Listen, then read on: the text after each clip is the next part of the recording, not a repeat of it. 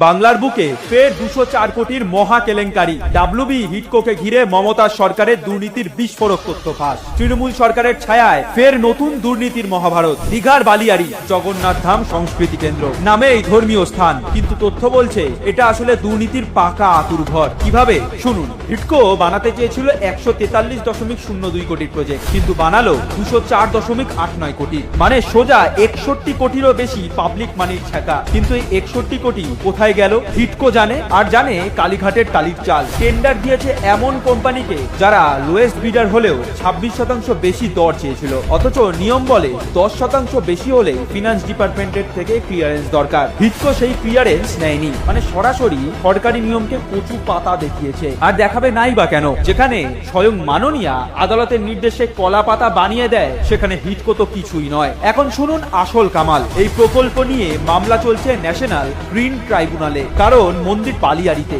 যেখানে পরিবেশ আইনে স্পষ্ট নিষেধ। আরে বাবা, আদালত চলুক নিজের গতিতে, হিডকো চলবে পিসির মতে। পিসির অনুপ্রেরণা ছাড়া হিডকো কিচ্ছু করে না, এটা পশ্চিমবঙ্গের একটি শিশুও জানে। উন্নয়নের নামে চলছে ধর্মের মুখোশে লুট আর ভোট ব্যাংকের খেলা, আর হিডকো হলো সেই খেলার সুপারস্টার। তাই West Bengal high level institutionalized দুর্নীতি অ্যান্ড করাপশন অর্গানাইজেশন এই 204 কোটি টাকার দুর্নীতি শুধুমাত্র একটা দৃষ্টান্ত। আসল রোগটা হলো তৃণমূল সরকার নামক দুর্নীতির ভাইরাস। তাই মাননীয়া কোমর বাঁধুন। বাংলার মানুষ তৈরি হচ্ছে B26 ভ্যাকসিনের সঙ্গে। সেদিন আর দূরে নেই যেদিন আপনাকে দেখলেই মানুষ বলবে নির্মমতা হটাও, নির্মলতা ফেরাও। নির্মমতার প্রতিবাদ